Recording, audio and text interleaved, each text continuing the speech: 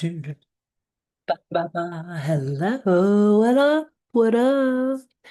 This is Mary-Laurence Beventon, your host with Soul Arts Energy Communiqué and Calendar, June 11th to the 15th, 2026. Here's our title today, Staying Even in High Seas Under Stormy Skies. My dog just made a really funny breath sound, kind of an exhale. She does that sometimes. All right. The energetic forces, let me get a little closer to my computer, a little louder here. The energetic forces challenge us, challenge me, and likely you too at the moment. For I know you as me, even though you wear the costume of other. That is, as much as we are different, we are the same, each other, one. Mm-mm-mm. In the cosmos, our collective future is experiencing a rough patch. May feel like a wave of strangeness, as if we want out, but wherefore we know not. For me, the barometric pressure has dropped. I am sinking, breathing, consciously relaxing as I move my legs to keep my head above water. Luna's North Pole invisibly projects into our sun's pathway through the sky. The seers through the ages have correlated the point of intersection with our future lives. Conversely, the point on the opposite axis, coming from Luna's South Pole, is considered our past lives in an archetypal sense. All that we learn from, all that we, all that gave birth to us now. Yeah, I hope that made sense. In case you're new, I call our moon Luna because I have a relationship with her and I call my friends by their names. So I call Luna by her name. Yeah, the lunar nodes mystify a lot of people. Just a little side note. Oh man, I'm already totally going off piece. Little side note. Vedic astrology is literally organized around the concept of the nodes. That's how important they are. So, in some, that whole paragraph is basically about how the nodes work, kind of what they are, and then I'll expand on that as we go. But to simplify, you can just think of it as an energy from the North Pole of the moon and an energy from the South Pole of the moon that shifts. And because it is in relationship with the ecliptic of the zodiac, where all the zodiac signs are, the sun's path through the sky, and so it changes signs. That's why it shifts. And it's actually fixing to change signs, but that's not the topic today. Okay, let's keep going. In shorthand, we refer to these points as the lunar nodes. Presently, the North Node's pathway intersects in early Pisces, a realm in which Venus exalts, ruled these days by Neptune, but once upon a time by Jupiter in the days before we knew Neptune existed. While she's always hot, Venus is in a mood now, ever aligned with Jupiter, dancing duets with him as an evening star. I have a little footnote on this one because I wrote a little more of a comprehensive substackeroni, a little more Venus Jupiter oriented piece. So that's in the footnotes if you want to check it out. All right, let's keep going, everybody. Hang in there, babies. All to say, this prescient point, this Piscean North Node, is in a hard angle with Uranus, as well as the far, far away minor planet number 90377, aka Sedna, named for a goddess revered by the Inuit people. Discovered in 2003, Sedna's physical self orbits further out than Neptune and Pluto, making her trans-Neptunian. Just a note to the astronomers out there, I don't understand why do you call that trans-Plutonian. Maybe if Pluto gets a planet designation again. You'll call it transplantunian. Anywho, okay, and placing her with the frozen remains of our early solar system. Ever animated in the stillness, she dances around our sun in an oblong fashion, physically so far from Uranus, abiding on the edge of our solar system's Oort cloud. Yet she's found her way just past the first degree, also known as the first third or decan of degrees, a place in which the sign of Gemini's ruler Mercury doubles down in his quicksilver strength. So just adding another little layer in there, everybody. Because of the oblong shape of her orbit, Sedna's orbital timing changes, but she can take in excess of 11,400 years to journey around our sun, like when she's taking a really long time, as in her own sweet time. As a matter of fact, she flew in Taurian degrees from 1965 to 2023. Damn. So just a note on all that jazz that I was just talking about there. Um, Uranus takes about 84 years to orbit the sun. So, and Sedna can take up to 11,400. It changes drastically actually with Sedna because of this wild oblong orbit she has. But compare those orbital times, 84 years versus 11,400.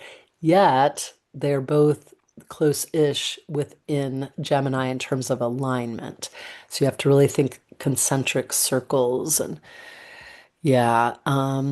If your brain's like mine, I can actually think spatially, but I can't do higher math. It's kind of just an interesting thing. I maybe could if I really, really tried hard, but I can, geometry stuff comes easily to me. And I rock climbed a lot growing into my adulthood for many years outside and had to figure out how to place objects and things for protection. And that came very easily to sort of tell what object will fit in this crack. And I am really going off piece. Okay, let me bring myself back here. Sedna, our Arctic mermaid goddess, Sedna lives in an era forgotten, known yet barely, like so much of our oceanic Earth. Yeah, that's that area beyond the Kuiper Belt, really. It's the edge of the Kuiper Belt, Oort cloud region, beyond Pluto by a great many miles out there. As noted, in present time, she soars directly in Gemini's mercurial air at 1-ish degrees, while Uranus occupies 2-ish degrees and soon 3-ish as he moves much faster than she. But all the same, they're coupled, conjoined, and Uranus rules the anything goes, electric, erratic, innovative skies. Viva la revolution, he cries. As does, sorry, my Spanish accent's not great, as does Pluto, especially when southbound slash out of bounds and as he trines ish with Mr. Uranus and sextiles with Monsieur Neptune, aka the three outers singing one big chord. More on this later. And to stay on point, a note on Sedna. So let's keep talking about our Arctic mermaid goddess Sedna, our far, far away Sedna. In myth, she was seduced by an interloper who lured Sedna in with promises of oceanic bliss, but instead trapped her. Later, she's rescued by her loving father, who, in the stress of high waters and stormy seas, pushes her overboard away from the safety of their boat. By the way, this is the Reader's Digest version of Sedna. I actually read a whole book on her. She's totally fascinating, but I'm giving you the skinny here, literally the skinny. Okay, let's keep going on Sedna. With the life force of an immortal, this is, remember, her dad just threw her overboard away from the safety of the boat because he's panicking. He's trying to save himself in this big storm. With the life force of an immortal, Sedna clings to the boat rail so much so that her hands become fish, seals, walruses, whales. It's as if she can turn coal to diamonds with sheer will. Then she's assumed by the sea to rule as an Arctic goddess mermaid. I didn't write this in there, but I find that so poetic. It's a very much to me like the pagan turned Catholic Mary being assumed into the skies, yet Sedna goes in the opposite direction.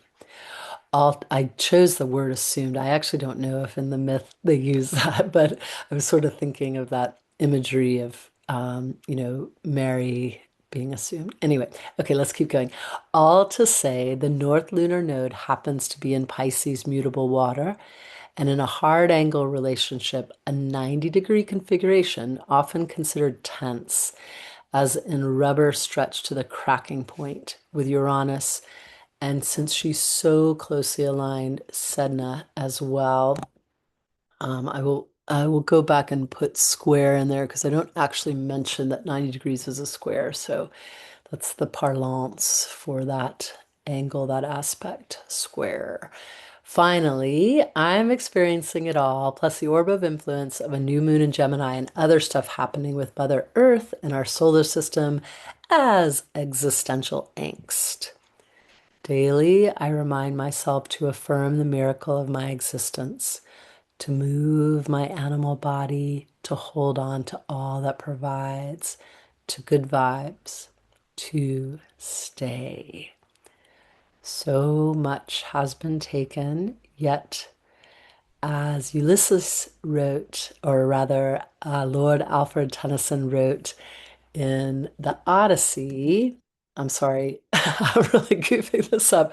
It's Ulysses, the name of the poem by Lord Alfred Tennyson, but it's inspired by the Odyssey, basically. So much abides. Yeah, that full line is, though much is taken, much abides. Yeah, but okay.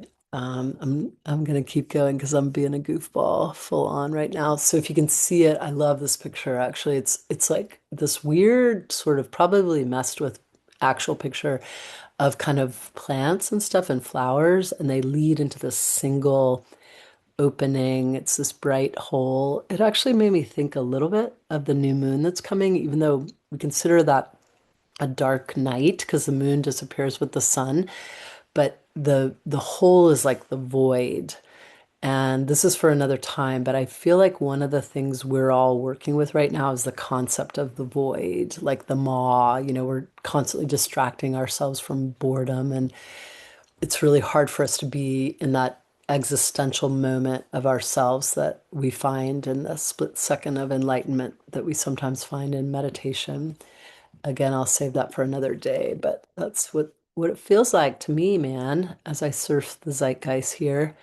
Okay, we're just going to look at June 11th very briefly because I've been going over it a lot, but I still wanted to include an extra something something there, which I'll get to in a moment. So the calendar goes up to the 15th, and the big thing that's featured is our new moon on the 14th at 10:54 p.m. Eastern Daylight Time, like all the times I give, minus 5 hours. That's Greenwich Mean Time minus 5 hours.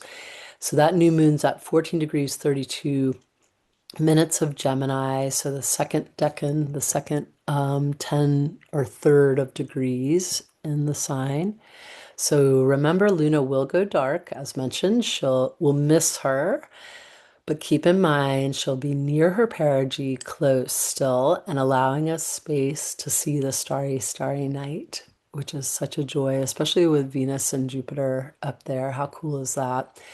Remember that evening star, because Venus is so close to the sun, you're going to see her closer to sunsets. And then when later, after she retrogrades and all that jazz, we'll see her as a morning star. This is months in advance.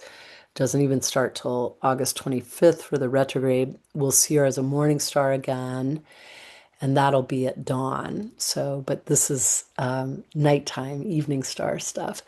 The orb of influence arises with the new moon 36 hours before the exact conjoining of our sun. So we're real close to the orb of influence already. And Luna And then that lasts for 36 hours after. As KM Garland teaches, you might feel it more strongly before the exact point, less so afterwards. Sense, feel, and act in a warm way, even if you're stuck with thoughts looping and discursive. You may feel activated in your heart as well as your small intestine meridian lines, which stream from your heart, from your chest through your arms to your hands. Likewise, your respiratory system and your nervous system may feel sensitive. Aren't we like in the age of sensitive nervous systems? Okay, June 11th. So, what I wanted to add was Deborah S's birthday. I forgot to mention Deborah S yesterday, and Mitty B's birthday, my big brother. FIFA World Cup began on June 11th. It doesn't come to the US, it began in Mexico, but it comes to the US on the 14th, I believe, that Monday. June 12th, Luna and Taurus all day. Acknowledge your inner and outer wealth.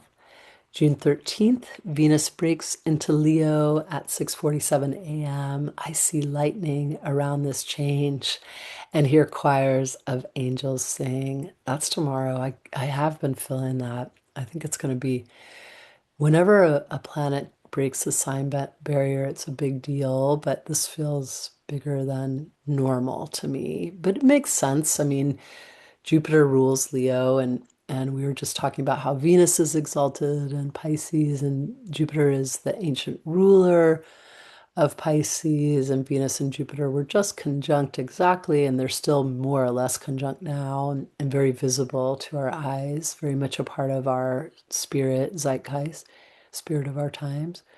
Okay, so we got this one going here. June 4th, new moon at 10:54 p.m. That's again 14 degrees, 32 minutes of Gemini. And the primal question is, what must we release from the life we've been living in order to live the life we want to live? Yes, drama. Let's do it, people. Let's make this happen. Let's get ourselves straight so we can handle these wild, raucous times. June 14th, 15th, long-ish lunar transit. Luna leaves Gemini at 10:54 p.m. So it's exact moment of the phase change to enters Cancer on June 15th at 8:14 a.m. Time to dream and trust that all you speak, write, express is dreaming you too. We're dreaming each other. How sweet. June 15th, Venus sextile Uranus at 6:53 p.m. 60-degree aspect. May you feel adventuresome. All right, y'all. I'm gonna do my thanks to all my peoples. I have a lot of peoples. I give thanks because these people are super duper supporting me, but there's a lot of y'all out there. So I thank all of you, but I will name Alex, A-Dub, Big Ricky, Deanna, Ginger, Jude, Kelly, KM, Lara, Laura M, Lazardsky, Marnie, PJ, Peggy, Fally, Siegel, Soster, Terry, Tina Z, and Charles.